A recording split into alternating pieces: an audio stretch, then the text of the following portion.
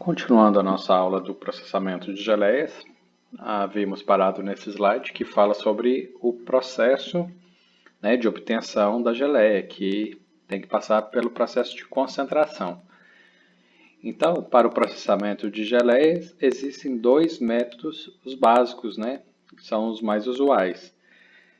Nós temos a primeira opção, concentração a pressão atmosférica, que é essa foto aqui à esquerda, que é um tacho em inox, camisa dupla, essa parte aqui para baixo, porque aqui circula vapor, por isso que é camisa dupla. Essa parte superior do tacho não circula vapor, esse vapor que promove o aquecimento da polpa que está aqui dentro, com açúcar, para obter a geleia. É interessante que ele é fechado, ele é tampado, só com o próprio peso da tampa, ou seja, é a pressão atmosférica. Ele não tem alteração no interior do equipamento no que tange a pressão atmosférica. Então ele está em pressão normal. Já nós temos a outra opção, que é a concentração a vácuo, que é esse equipamento aqui. Nós vimos que também assemelha a um tacho, porém ele tem um fechamento, aquele fechamento que lembra a panela de pressão, um pouco mais preciso esse fechamento. E aqui é formado um vácuo dentro do equipamento, ou seja, há uma pressão negativa. E o que isso implica, se eu fizer uma comparação de geleia elaborada nesse pressão atmosférica e o que implica numa geleia elaborada neste tacho a pressão reduzida, que a gente chama de vácuo. Aqui eu necessito de temperaturas mais elevadas para promover a remoção da água dessa polpa, que aqui está misturada a polpa, açúcar, pectino, ácido cítrico. Então, para me remover essa água, para concentração, para obter geleia, que é um produto concentrado, eu faço uso de temperaturas relativamente mais elevadas, porque ele está em pressão atmosférica. Então, eu tenho mais dificuldade de fazer o que com que essa água evapore. Nesse caso à direita, que é o equipamento a vácuo, devido à pressão negativa que está dentro do equipamento, permite-se que você faça uso de temperaturas relativamente menores, tá?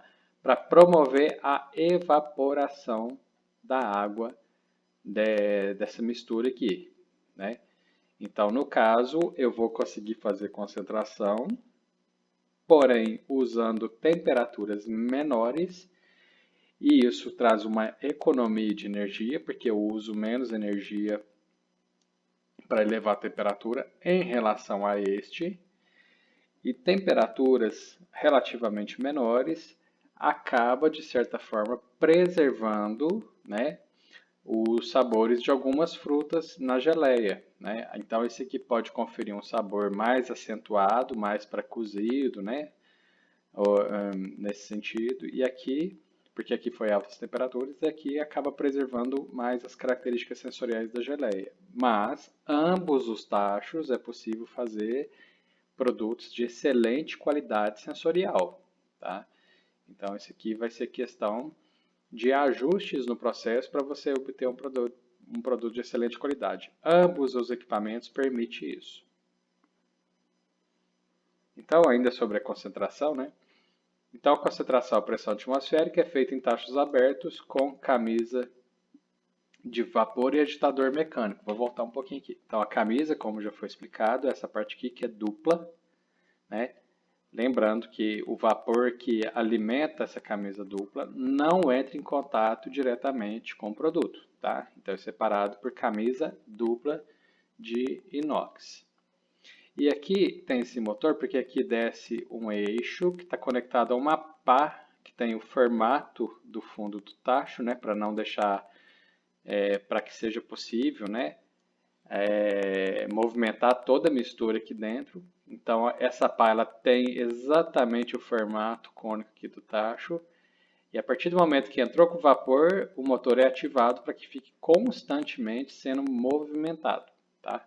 ambos os casos. À direita aqui também tem um motorzinho, uma pá, lá promove essa movimentação. O tempo de concentração, né, que é o que? Pegar essa polpa de fruta adicionada dos ingredientes, né, açúcar, pectina, o ácido cítrico, por exemplo. Então, o tempo de concentração dessa mistura, até que seja convertida em geleia, vai depender de fatores. A relação entre o volume, né, do evaporador ou tacho.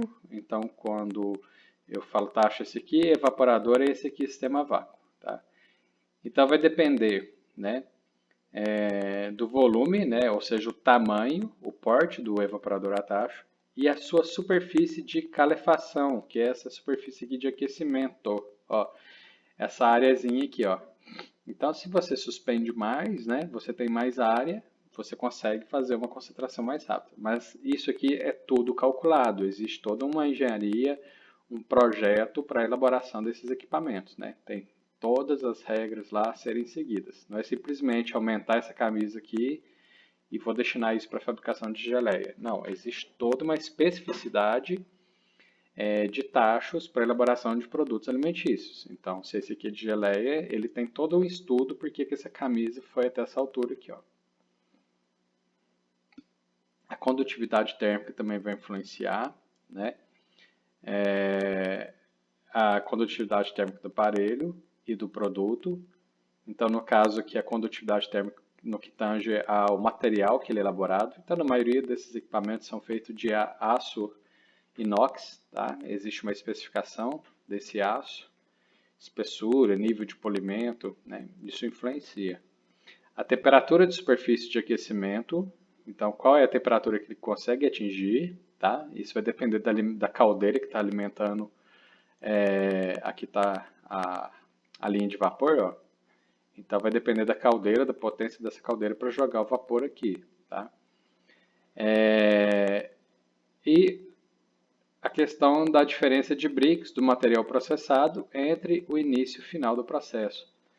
Então é via de regra, toda vez o brix inicial vai ser mais baixo em relação ao brix do produto final. Então essa relação do brix inicial com o final do processo, suponhamos que o brix final seja de 62, você entrou ali com uma mistura que está com 20, 22, 25 graus brix. Então essa questão aí do material processado, que está com 25 bricks, por exemplo, e com o produto final. Se você entra com um produto que está com 30, 35 bricks, evidentemente vai ser mais encurtado o tempo de obter essa geleia. Então, por isso que está falando essa questão aqui da diferença de bricks. Períodos muito longos de cocção podem causar, né? O que seria esse período longo de cocção? É o período longo de ficar ali no tacho, né, fazendo esse cozimento, essa evaporação. Então, se caso ficar por um tempo relativamente longo, pode promover o que? A caramelização do açúcar, né, de forma intensa, com consequente escurecimento do produto. E aí já começa a ter um problema de descaracterização sensorial, porque essa caramelização do açúcar em excesso, né, acaba acumulando substâncias químicas como o hidroximetilfurfural, né, que promove melanoidinas, que traz esse problema de escurecimento do produto. Eu posso ter um problema de excessiva inversão da sacarose, né, que a sacarose, ela quando aquecida, em meio ácido principalmente, tem essa característica de inverter, né? A sacarose sabemos que ela é um disacarídeo, di é 2, então é uma glicose e uma frutose conectada para formar sacarose. Quando eu aqueço, né? Então essa frutose, essa glicose é liberada e isso é a inversão da sacarose. Então esse excesso vai trazer problema porque essa glicose e frutose liberada em excesso, elas são mais favoráveis para promover lá a reação de caramelização, a reação de Maillard. Elas são mais instáveis em alta temperatura.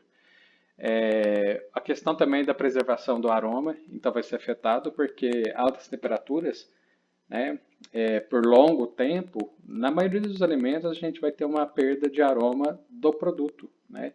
Começa a formar outros aromas, mas não é característica desse produto. O próprio caso da caramelização do açúcar é um deles, né? Poderia entrar como exemplo. Aqui começa a ter uma produção também de aromas que podem ser excessivos e descaracterizar o aroma característico de uma geleia. O período muito longo, a gente tem que considerar que a pectina, que é aquela fibra solúvel que nós adicionamos intencionalmente na formulação da geleia, é para que tenha o quê? Participação no produto final que auxilia na formação da consistência do gel. Só que a pectina em elevada temperatura por um tempo relativamente longo ocorre sua degradação. Então ela não vai ter aquela participação que você espera no produto final, que é de contribuir para a textura do produto, né? Porque se ela foi degradada pela alta temperatura, ela não terá mais a sua participação desejável no produto final. E outro problema que a gente tem que considerar também, que está fora do produto, mas é o que? O gasto excessivo de tempo e energia. Então, isso aqui é custo. Então, esse período longo, você acaba gastando mais energia, né? E aí você acaba onerando o custo do processo, né? E você está perdendo tempo também, tempo de produção. Então, além de ter a questão no produto, tem questão que é fora do produto aí que a gente considera também. Então, é importante achar, né, encontrar os períodos adequados, apropriados para obter uma geleia de qualidade, para que a gente não venha a desenvolver problemas com o produto final e de custo. Por outro lado, se a concentração for excessivamente curta, né, então se promover um rápido processo ali na elaboração da geleia, pode causar pouca ou nenhuma inversão da sacarose. Então, isso aqui é problema. Se tiver uma quantidade de sacarose muito elevada na geleia, a gente está correndo o risco de uma cristalização precoce, né, do açúcar, porque a geleia tem uma elevada concentração de sacarose. E se ficou num tempo curto, essa sacarose permanece em grande quantidade no produto final. E essa sacarose ela tem por característica a tendência de formação de cristais, aquele problema de arenosidade, igual acontece no doce de leite ou no leite condensado. E nesses doces, né, que são concentrados, são comuns esses defeitos também. Embora lá no doce de leite e leite condensado acaba envolvendo um outro tipo de açúcar, que é a lactose, que não vem ao caso, mas eu estou chamando a atenção para o defeito físico, né, a arenosidade, aquela característica indesejável nesses produtos.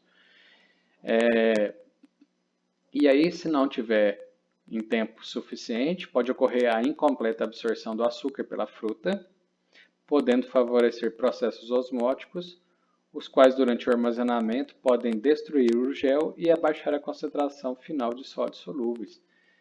Então, essa questão aí, ela também é considerável, né? Quando eu fico por um tempo relativamente maior, apropriado, vai ocorrer o quê? Essa solubilização completa, né, do açúcar pela fruta ali, no caso. Então, no caso, se for feito num tempo curto e isso não ocorrer, essa absorção do açúcar pela fruta, então lá durante o armazenamento que você vai deparar com o problema. Porque pode destruir o gel e abaixar a concentração final de sólidos solúveis. E aí isso não é interessante, no caso, né, durante o shelf life, que é a vida de prateleira da geleia. Então a concentração a vácuo pode ser contínua ou descontínua, dependendo dos equipamentos usados na linha. Então, essa questão do uso, né, de concentração a vácuo, se é contínuo ou descontínuo, é uma particularidade da empresa, né, dela fazer a adoção desses equipamentos. Normalmente são aquelas grandes empresas de um porte um pouco maior que justifique a instalação, a aquisição desses equipamentos, porque é notável que pequenas empresas adotam mais o tacho com pressões atmosféricas. Então aqui, ó, a mistura de todos os ingredientes é feita anteriormente em um tacho e depois transportada para o concentrador. Então, normalmente pega-se, né, quando faço utilização do concentrador a vácuo, eu pego essa mistura, eu faço inicialmente num tacho e depois eu levo ela para o concentrador. A temperatura de concentração, para vocês terem ideia, né, no equipamento a vácuo é em média de 50 a 60 graus. Essa temperatura, gente, ela é muito baixa para fazer a remoção da água, né, da mistura ali da polpa para transformar em geleia. Então isso aqui é uma economia de energia muito grande, porque para me atingir temperatura de 50 a 60 graus eu gasto muito menos energia, né? E nessa temperatura você acaba promovendo, né, é, preservando mais as características da fruta e aí gera-se, né, uma geleia com sabores preservados ali da própria fruta. Então, terminado o processo de concentração ou de cocção, a geleia pode ser aquecida no próprio concentrador a temperatura de 85 a 90, ou ser descarregada e aquecida em outro tacho antes do enchimento das embalagens. Então, consideramos que durante o processo vai estar de 50 a 60 graus, mas para me fazer o envase, né, eu já preciso de temperaturas um pouco maiores. Então eu posso tirar o vácuo do equipamento e elevar para 85 a 90. Quando a indústria é um pouco maior, ela vai liberar o concentrador a vácuo, vai tirar essa geleia, vai passar para um outro tacho e lá vai receber a temperatura de 85 a 90 graus. E aí é um fator, né, um parâmetro necessário para fazer o enchimento das embalagens. O que? A temperatura de 85 a 90, porque aí você aumenta, né, a preservação desse produto durante o shelf life dessa geleia. Então, essa temperatura é importante que quando você faz um enchimento com 85 a 90, considere que as embalagens foram, né, passaram por algum processo com alta temperatura para fazer a remoção, a eliminação de contaminantes. E quando você faz o enchimento com essa temperatura de 85 a 90 graus, associado com a embalagem que foi esterilizada, mas essa temperatura de enchimento relativamente elevada, isso diminui a possibilidade de contaminação. Por isso que a geleia tem uma vida de prateleira relativamente alta e não necessita de refrigeração durante a sua comercialização, devido a essas associações de tecnologias, né, para a questão aí da higienização, sanitização da embalagem, o enchimento a quente, e com isso diminuir a possibilidade de contaminação no produto final, permitindo que seja feita um shelf life com um tempo relativamente longo. Tá? E após essa aula que vocês assistirem, gente, eu vou deixar um vídeo na íntegra. É um vídeo que eu encontrei no YouTube que fala sobre a fabricação de geleias.